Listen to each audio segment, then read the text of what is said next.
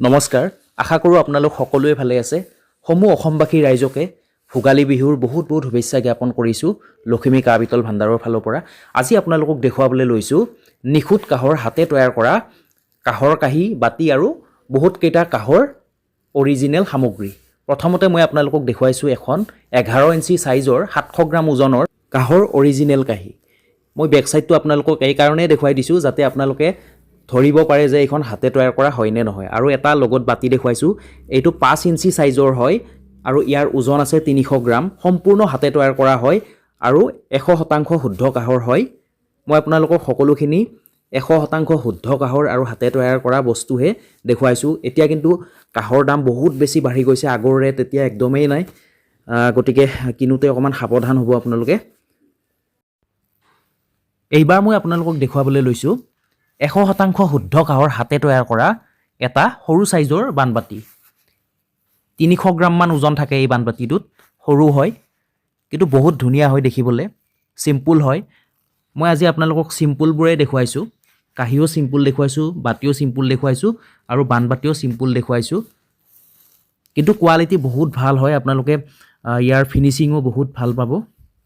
যদিও সিম্পল হয় ফিনিশিং কিন্তু বহুত ধুনীয়া হয় দুটা বানবাতি দেখুৱাইছোঁ মই এটা ডাঙৰ এটা সৰু হয় মানে এটা 400 গ্ৰামৰ হয় আৰু এটা 300 গ্ৰামৰ হয় আপোনালোকে 500 গ্ৰামৰ বানবাতি লাগিলেও পাই যাব স্পেচিয়েল পাব সৰ স্পেচিয়েল পাব সব পাই যাব মই দুইটা একেলগে দেখুৱাই দিছোঁ আপোনালোকক আৰু এয়া হৈছে হাতে তৈয়াৰ কৰা গিলাস আৰু এটা মেচিন মেড হয় লেফট সাইডে লৈ থকাটো হাতে তৈয়াৰ কৰা হয় আৰু ৰাইট সাইডে লৈ থকাটো মেচিনত তৈয়াৰ কৰা হয় আৰু এইবাৰ দেখুৱাবলৈ লৈছোঁ মই আপোনালোকক ঘটি এটা অকমান ডাঙৰ হয় আৰু এটা মিডিয়াম সাইজ হয়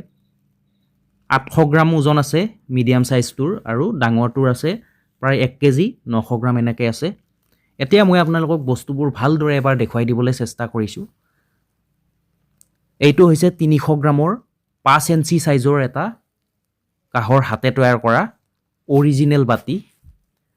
আপোনালোকে দেখি হয়তো গমেই পাইছে ধৰিবই পাৰিছে খুব ধুনীয়া হয় সাইজটো এইবাৰ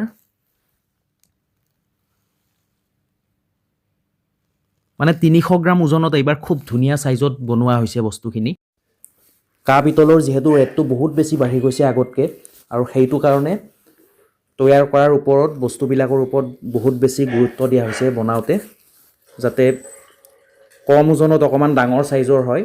হেতু গুৰুত্ব দিয়া হৈছে চাওকচোন বানবাতিবোৰ কিমান ধুনীয়া গোটেই এটা সামগ্ৰীয়ে বহুত ধুনীয়া হয়